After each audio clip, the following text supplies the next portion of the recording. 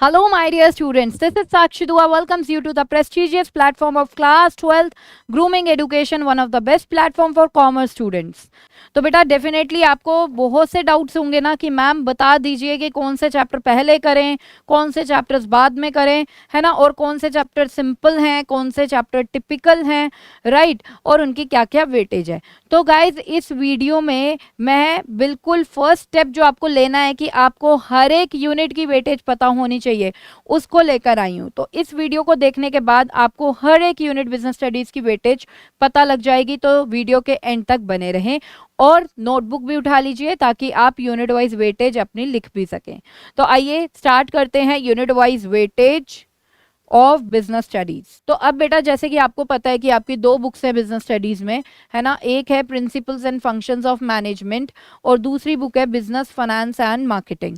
तो आपका जो कंपार्टमेंट का एग्जाम होगा ना बेटा वो ओवरऑल 80 मार्क्स का होगा, जिसमें से ये जो फर्स्ट बुक है that is principles and functions of management, ये 50 मार्क्स की आएगी। नोट कर लो बेटा, 50 मार्क्स की ये बुक है, इसमें 8 चैप्टर्स हैं, 8 चैप्टर्स, ठीक है। और जो आपकी बुक 2 है that is business finance and marketing, ये बेटा 30 मार्क्स की आने वाली है। तो ओवरऑल पेपर 80 मार्क्स का होगा, जिसके लिए आपको 3 आवर्स एंड 15 मिनट्स का रीडिंग टाइम भी दिया जाएगा साथ में। अब बेटा आगे बात करते हैं चैप्टर वाइज वेटेज और you can say unit wise weightage. तो यहाँ पे बुक 1 की बात कर रहे हैं which is principles and functions of management, उसमें स्टार्टिंग के 3 चैप्टर्स की बात कर रही हूँ बेटा, स्टार्टिंग के 3 चैप्टर्स की, that is chapter 1 nature and significance of management, chapter 2 principles of management, chapter 3 business environment. ये बेटा ओवरऑल तीनों चैप्टर्स की वेटेज हमें दे रखी है 16 मार्क्स की, मतलब सेपरेट चैप्टर की वेटेज नहीं है, ये 3 चैप्टर्स की मिलाकर सीबीएसई ने आपको बोला है कि ये तीनों चैप्टर्स मिलाकर 16 मार्क्स के आएंगे, ठीक है। आगे बढ़ते हैं हमारे दूसरे चैप्टर्स पे, chapter 4 that is planning, chapter 5 organising.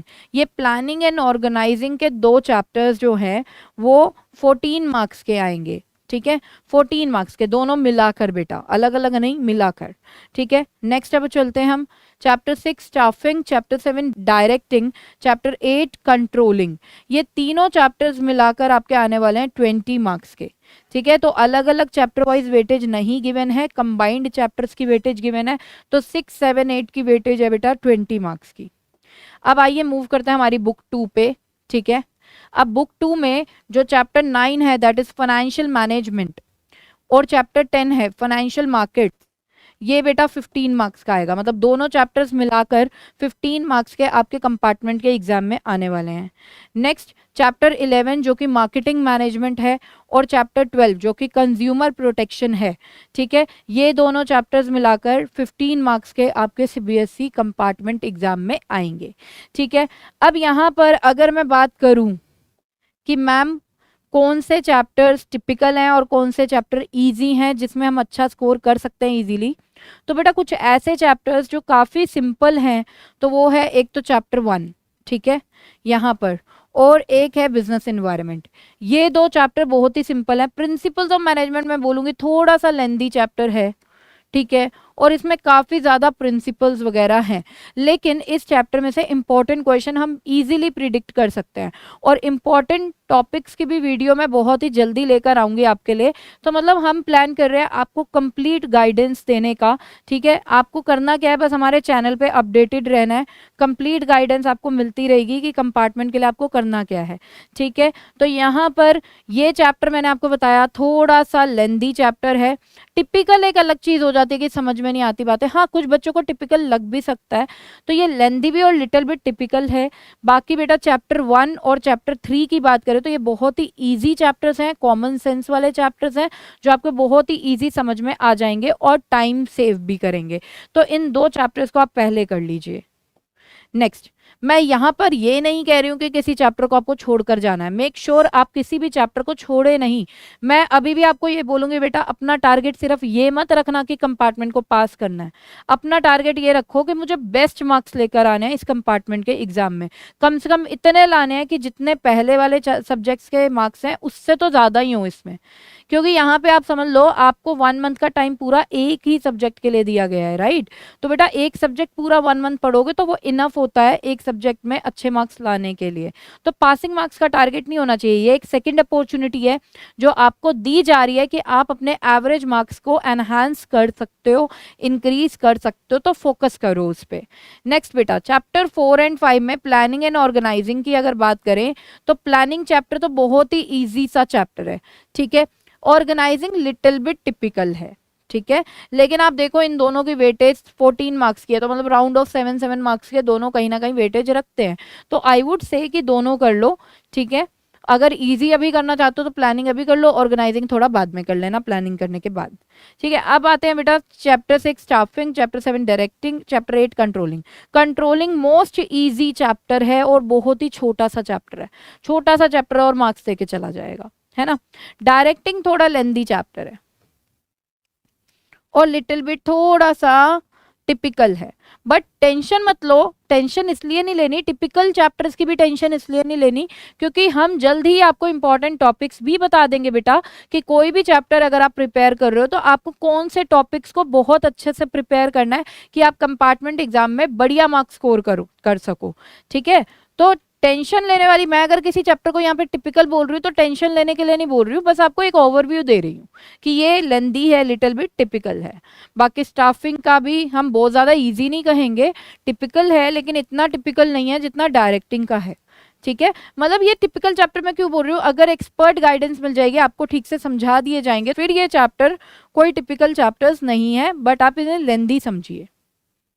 चलिए अब हम बात करेंगे बुक 2 की, चैप्टर 9 एंड चैप्टर 10। बच्चों में बड़ा फियर रहता है इन दोनों चैप्टर्स का, ये दोनों चैप्टर्स बच्चों को बहुत ज्यादा टिपिकल लगते हैं, ठीक है। तो चैप्टर 9 है फाइनेंशियल मैनेजमेंट और चैप्टर 10 है बेटा फाइनेंशियल मार्केट्स। चैप्टर 10 तो फिर भी कंपैरेटिवली इजी है चैप्टर 9 से, लेकिन बच्चों को ये दोनों चैप्टर्स बहुत ही फियर वाले लगते हैं, ठीक है। लेकिन अगर आपको हम समझा देंगे तो डेफिनेटली आपको ये भी चैप्टर्स क्या लगेंगे, ईजी लगेंगे। चलिए, तो ये दोनों 15 मार्क्स की वेटेज रखते हैं। तो बुक 2 में मैं आपको सजेस्ट करूंगी कि पहले चैप्टर 11 और चैप्टर 12 कर लीजिए, बाद में चैप्टर 9 और 10 कर लेना, ठीक है। चैप्टर 11 और 12 क्यों पहले कर लेना बेटा, ये वाले चैप्टर्स ना बहुत ही कॉमन सेंस से रिलेटेड चैप्टर्स हैं, इनको करने में आपको ज़्यादा टाइम लगने वाला नहीं है, ठीक है। और वेटेज भी पूरी 15 मार्क्स की है, तो 15 मार्क्स यानी कि 50% बुक 2 का तो हो गया, है ना। तो सबसे पहले आप चैप्टर 11 चैप्टर 12 कर लीजिए बुक 2 में से, ठीक है। कंज्यूमर प्रोटेक्शन बहुत ही कॉमन सेंस वाला चैप्टर है, मार्केटिंग मैनेजमेंट, प्राइस कैसे डिसाइड करते हैं, प्रोडक्ट में क्या क्या फीचर्स होने चाहिए, ऐसी सब चीज़ें इसमें इंक्लूडेड है मार्केटिंग से रिलेटेड। तो ये दो चैप्टर्स आप पहले कर लें तो आपके 15 मार्क्स बुक 2 के तो पक्के हो गए। उसके बाद आप चैप्टर 9 एंड चैप्टर 10 कर लीजिए ठीक से, ठीक है। चैप्टर 9 और 10 में से पहले चैप्टर 10 कर लीजिए, तो राउंड ऑफ 7 to 8 मार्क्स आपके क्या हो जाएंगे, पक्के हो जाएंगे, ठीक है। और चैप्टर 9 बाद में कर लीजिए। तो आप करिए क्या, जैसे मैंने बताया ना, एक लेंदी चैप्टर है तो एक स्मॉल चैप्टर है या बहुत ही ईजी चैप्टर है, ऐसे करिए। एक ईजी चैप्टर किया, ठीक है। जब आप स्टार्टिंग ऑफ द डे में उठते हैं, ठीक है, अभी आपका माइंड टायर्ड नहीं है, उस टाइम पे टिपिकल चैप्टर को उठाइए। जब माइंड टायर्ड है उस टाइम पे बेटा इजी वाले चैप्टर्स को उठाइए कि इजी लगे। या फिर अगर आप ऐसे भी कर सकते हैं कि पहले, क्योंकि मेंटल प्रेशर बहुत ज़्यादा होगा इस टाइम पे, कंपार्टमेंट का डर लग रहा होगा, तो पहले टिपिकल सारे करके ख़त्म कर दो, ठीक है। फिर उसके बाद आप इजी चैप्टर्स उठा लो बाद के लिए, है ना।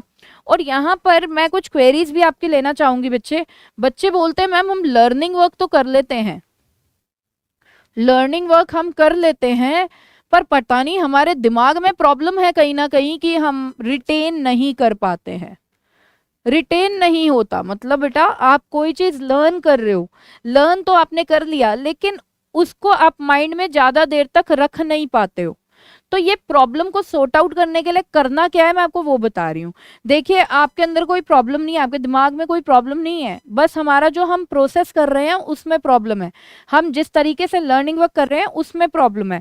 देखिए लर्निंग वर्क करते टाइम सबसे पहले आप ये इंश्योर करिए कि जो भी आप लर्निंग वर्क करने वाले हैं इस टाइम पे, जिस भी कॉन्सेप्ट का कर रहे हैं उस कॉन्सेप्ट को आपने ठीक से अंडरस्टैंड कर लिया है। अगर जरा सी भी प्रॉब्लम है तो उसका लर्निंग वर्क अभी मत करो, ठीक है। पहले उसको अच्छे से समझो, जो भी आपको डाउट लग रहे हैं पहले अपने ट्यूटर से या स्कूल टीचर से आप पहले उनको पूछ लो, या हमसे कमेंट सेक्शन में पूछ लो कि मैम ये वाला क्वेश्चन का क्या है, हम आपको आंसर कर देंगे। तो पहले बेटा कॉन्सेप्ट को स्ट्रॉन्ग करो, कॉन्सेप्ट समझ में आना चाहिए, उसके बाद आपको क्या करना है, लर्निंग वर्क करना है, अब लर्निंग वर्क करते टाइम भी बेटा ध्यान दो, क्या ध्यान देना है, एक सूटेबल टाइम सोचना है आपको। क्योंकि अगर मान लो जैसे आप सुबह उठे और अब आप रात को लर्निंग वर्क करने के लिए बैठे हो, रात को लर्निंग वर्क करने के लिए बैठे हो बेटा, रात को तो माइंड टायर्ड होता है ना, हम दिन में पता नहीं कितने काम करते हैं, रात को तो माइंड टायर्ड है, उस टाइम पे आप लर्निंग वर्क कर रहे हो तो माइंड क्या रेस्पॉन्ड करेगा, राइट। तो बेटा सबसे बेस्ट टाइम है लर्निंग वर्क का अर्ली मॉर्निंग, लाइक 4 बजे, 5 बजे, 6 बजे आप उठ जाइए जल्दी, ठीक है। उस टाइम पे आपका माइंड बहुत ज्यादा एक्टिव होता है, क्योंकि आप एक साउंड स्लीप से उठते हैं, आप प्रॉपर उसे रेस्ट देकर उठ रहे हैं, तो रेस्ट देकर आप काम करवा रहे हैं अपने ब्रेन से, तो सोचिए कि वो जल्दी ही लर्निंग वर्क कर लेगा। मेरी बात मानो, जनरली क्या होता है, अगर हम रात को लर्निंग वर्क कर रहे हैं ना, तो जो चीज़ आपने लर्न करी 1 घंटे में ना, तो वो सुबह बेटा 40 मिनट्स तक आपको आराम से लर्न हो जाएगी, 20 मिनट्स आपके आपने ऐसे ही सेव कर लिए। अच्छा, अब लर्निंग वर्क करने के बाद जो बच्चे गलती करते हैं वो ये करते हैं बेटा, लेट सपोज एक चैप्टर का लर्निंग वर्क खत्म किया, सेकंड चैप्टर पे मूव कर गए, तो अब फर्स्ट चैप्टर को बिल्कुल रिवाइज ही नहीं करा, बस सेकंड चैप्टर पे लगे रहे, सेकंड चैप्टर का लर्निंग वर्क करा, थर्ड चैप्टर पे कर चले गए, फर्स्ट एंड सेकंड चैप्टर यूं ही पड़े रह गए। बेटा जब तक आप लर्न कर लोगे लेकिन आप उसको एक बार दोबारा देखोगे भी नहीं, तो हाउ कुड यू एक्सपेक्ट कि आपको रिटेन हो जाएगी कोई चीज। तो मतलब यहाँ पे आपको ध्यान देना है मल्टीपल रिविजन्स का,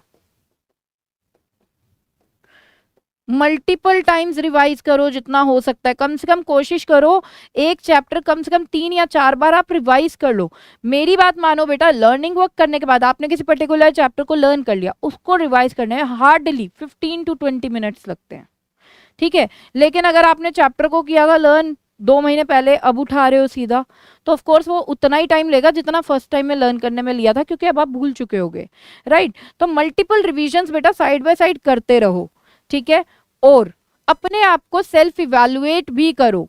सेल्फ इवैल्यूएट मतलब आपने लेट सपोज कल कुछ लर्न किया था, आज उसे लिख कर देखो, लिख कर देखो कि अभी मैं लर्न कर पा रहा हूं या नहीं, ठीक है। इंपॉर्टेंट नोट्स कहीं बना लो किसी भी टॉपिक के जो भी आप कर रहे हो।